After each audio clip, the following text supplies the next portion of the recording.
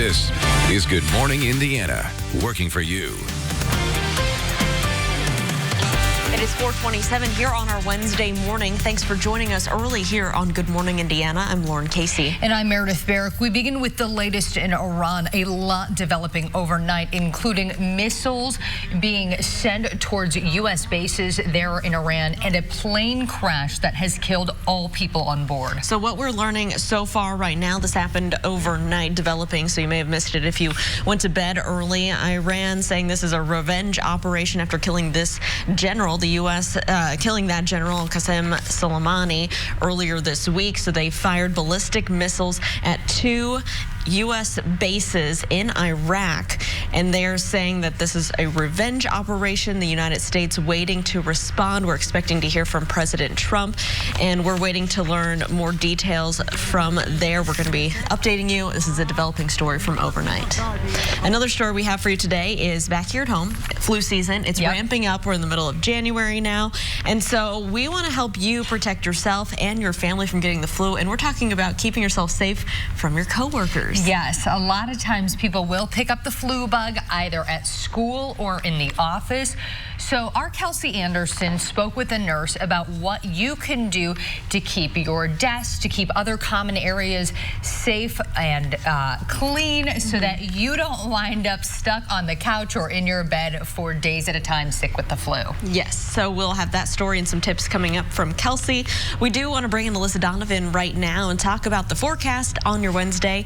Pretty chilly, Alyssa. Yes, a chilly start once again. Those temperatures in the 20s and 30s across the area, but there's a bit of a chill in the air because we are seeing those winds start to shift as we head through the day. The good news is we're going to see plenty of sunshine, but it's going to feel like a cooler day. Now, keep in mind, these temperatures we're seeing today are actually where we should be this time of year. We've been spoiled with these warmer temperatures, so 36 for our high, mid-30s across central Indiana is actually what it should be in January. Those gusty northwesterly winds, though, are going to make it feel a little bit chillier, especially as we head into the afternoon and those winds pick up. Looking ahead to the rest of the week, we still have that concern for quite a bit of rainfall coming our way and some flooding concerns and potential with that. And of course, I'll have more details on that coming up.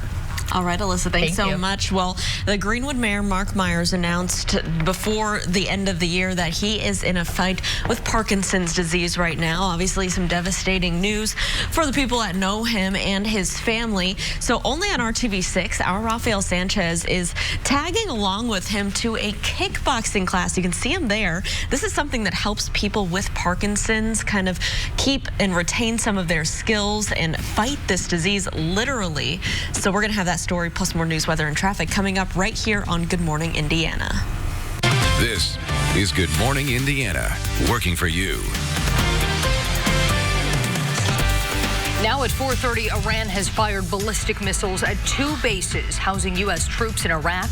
What we know about this latest attack. And a man has thousands of dollars withdrawn from his account, but he says it wasn't him. We're working for you to find out what went wrong and how you can prevent this from happening to you. Plus, a decision will be made today over a controversial rehab center, why neighbors are fighting against the development.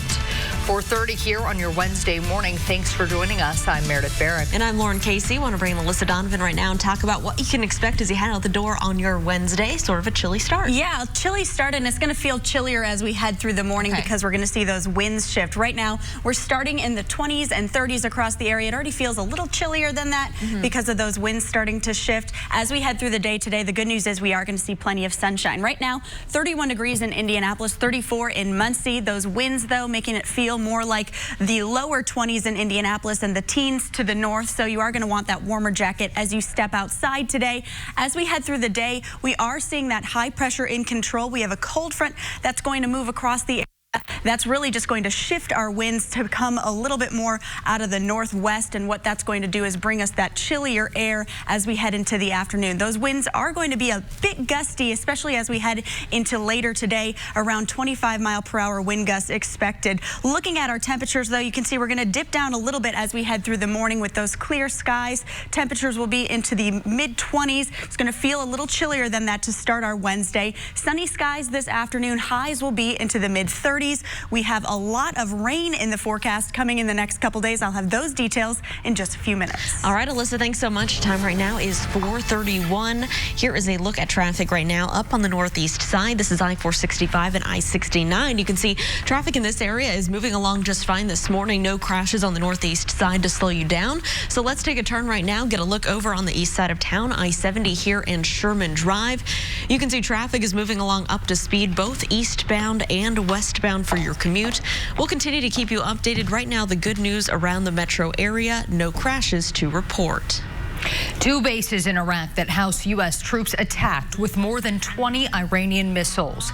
This morning, we're learning more information about those attacks. The bases hit include the Al-Assad Air Base and Erbil. Iranian TV is calling the strikes a revenge operation for the death of Iran's top general, Qasem Soleimani. They come as more American troops have landed in that region. ABC's Serena Marshall has more from Washington.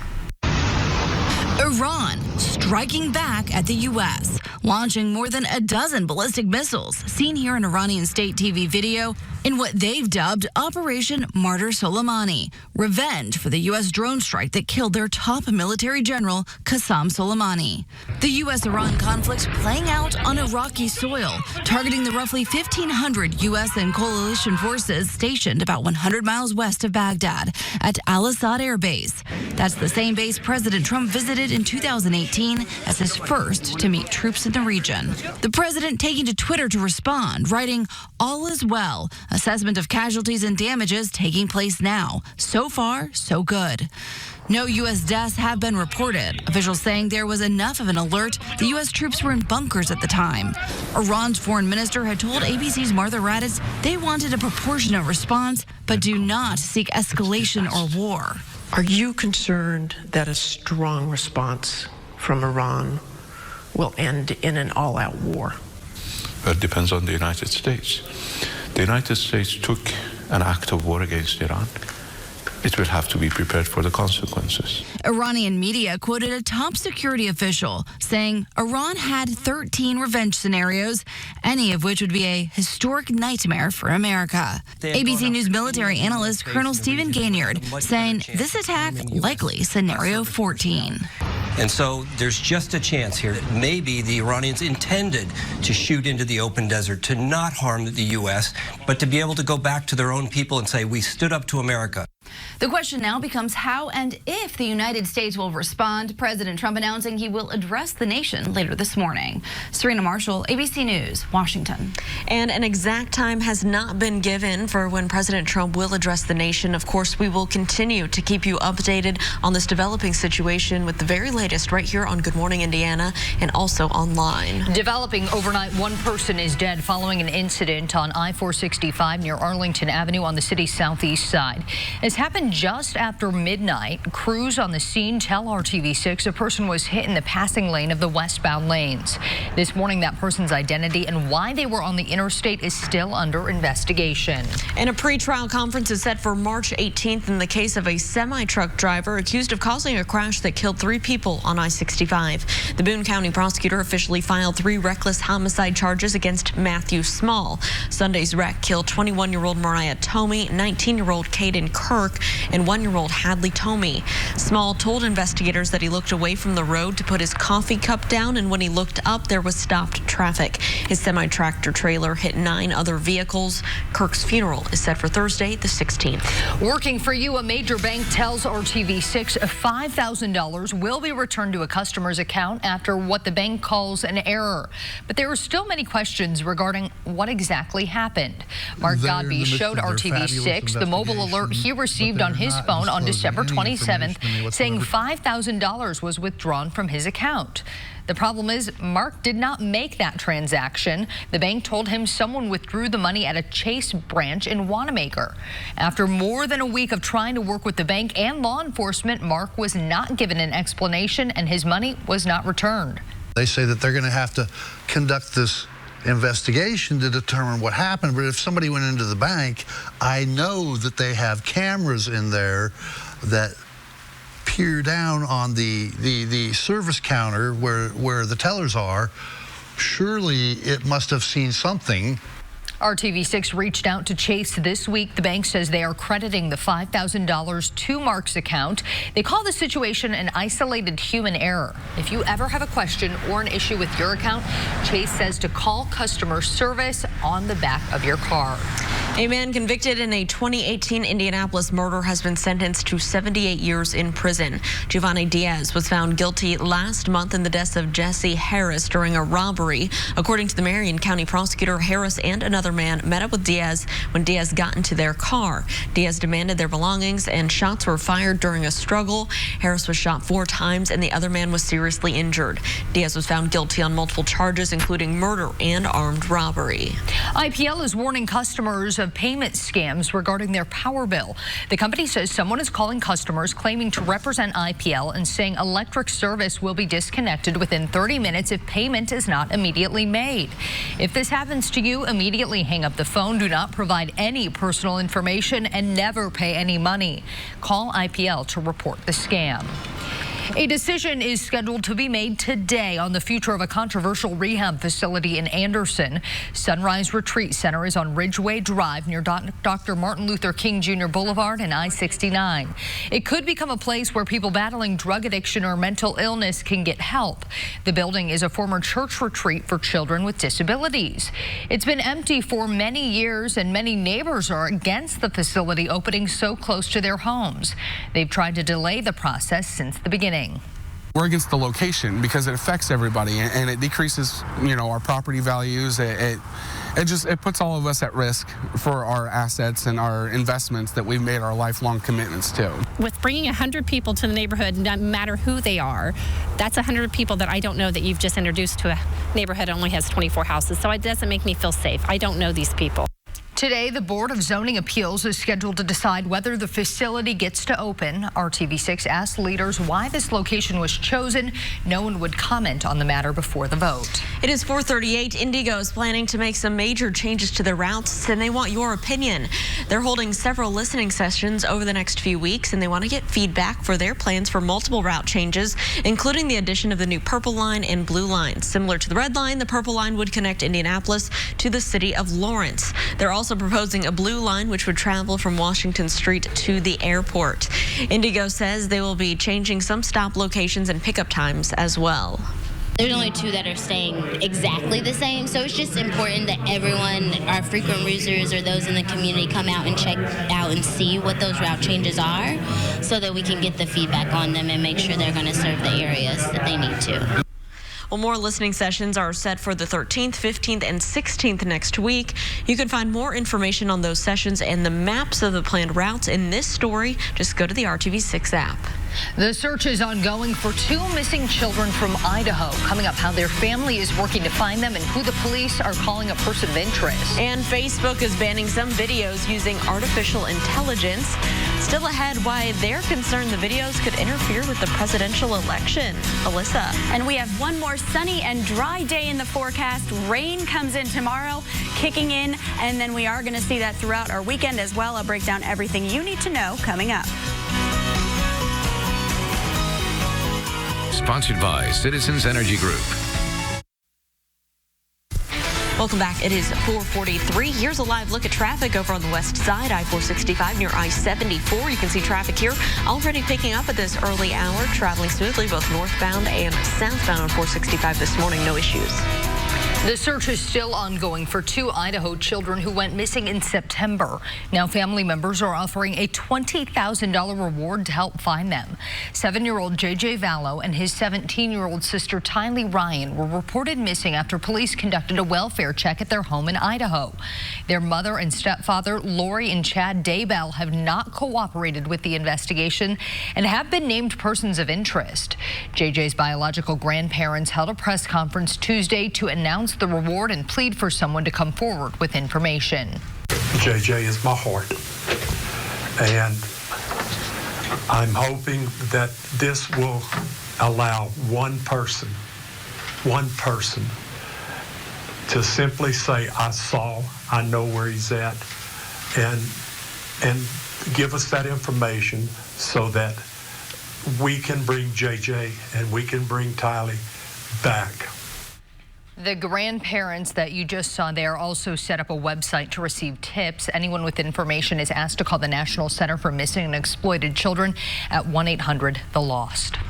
At 4:44, a high school student in Houston is facing criminal charges after fireworks were shot off inside of a school building. Police say the fireworks exploded in the Klein Forest High School cafeteria, causing an immediate evacuation on Tuesday. 4 students suffered minor injuries but were not hospitalized. Police say that a male student was detained and later expelled by the school. The exact charges against him have not been released. Facebook says it's banning videos that have been manipulated by artificial intelligence. They're called deepfake videos and make it appear as though someone is saying something that person never actually said. It's been feared that people might use the technique to influence presidential election. Facebook says this ban is different than their policy on videos that have been edited deceptively.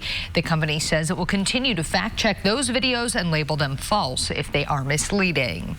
Here at 4:45 on our Wednesday morning, Alyssa Donovan's taking a look at our forecast. And we are starting a little chilly this morning. Right now we're in the low 30s. We're actually going to continue to drop off as we head through the morning hours. By 6 a.m., 29 degrees. By 9 a.m., expecting to be right around 25 degrees. But you can see the good news is we are going to see plenty of sunshine and clear skies. However, that's why it is going to feel so chilly. That and the winds that we're going to see. Right now, those winds are out of the west, but they are going to shift as we head through the morning hours to become a little bit more northwesterly. What that means is those winds are going to be helping pull in some colder air as a cooler air mass settles into place throughout the day today. As we head through the day, temperatures will start in the 20s and low 30s this morning, and then we are going to see them drop off a little bit through mid-morning, only into the upper 20s by the noon hour. But you can see clear skies are going to stick with us today with high pressure in control as well. This afternoon, we could see a little bit of cloud coverage, but for the most part, we'll continue to see plenty of sunshine. Highs today will only be into the mid-30s across the area, and that's going to feel very chilly compared to what we have seen, especially due to those winds out of the northwest. However, these temperatures are actually where we should be this time of year. We've been well above average for several weeks now. Looking ahead to tomorrow, we have 2 low pressure systems that are going to impact us Thursday through Saturday, and the first one comes in Thursday afternoon. That one is going to bring us the potential of showers Thursday afternoon and into Friday morning, also bringing with it some gusty winds. We're going to see those wind gusts anywhere between 30 to 40 miles per hour as that system moves through.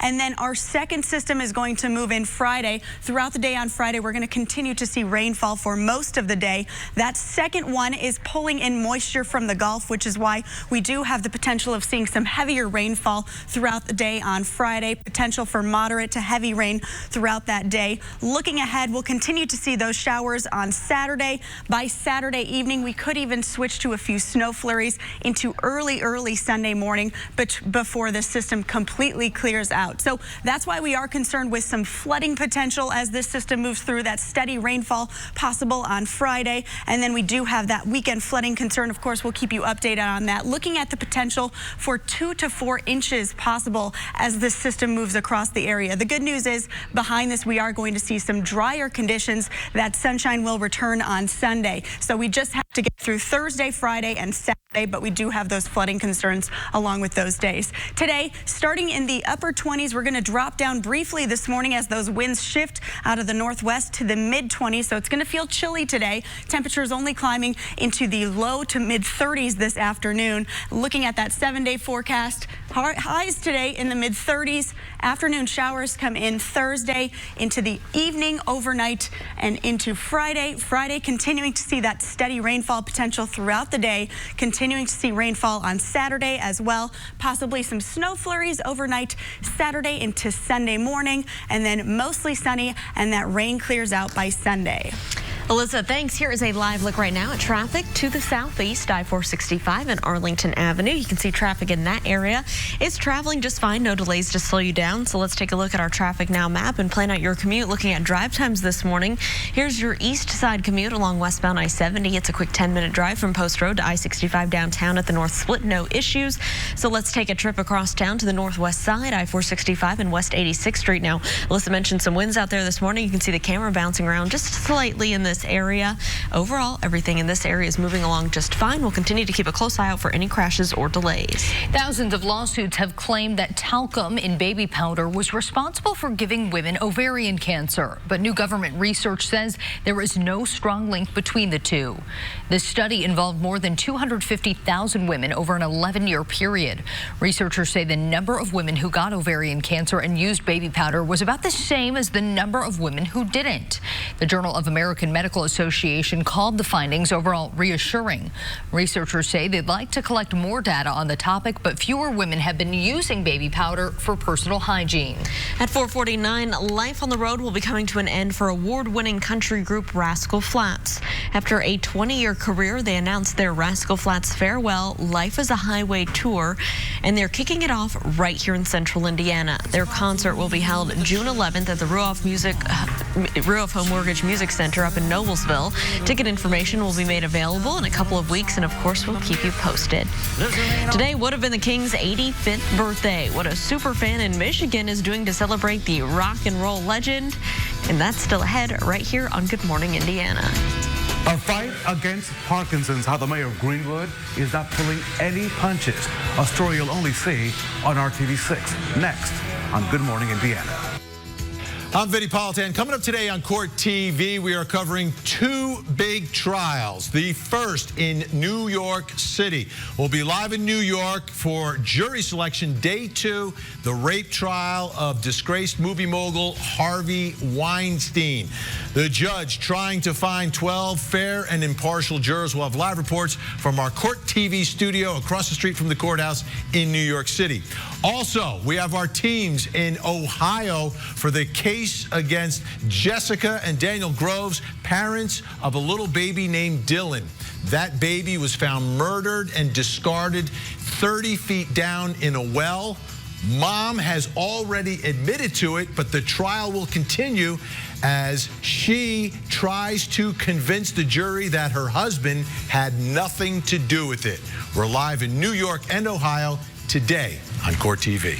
Vinny, thanks. Don't forget you can watch Court TV live on your mobile device by visiting courttv.com. We'll be right back.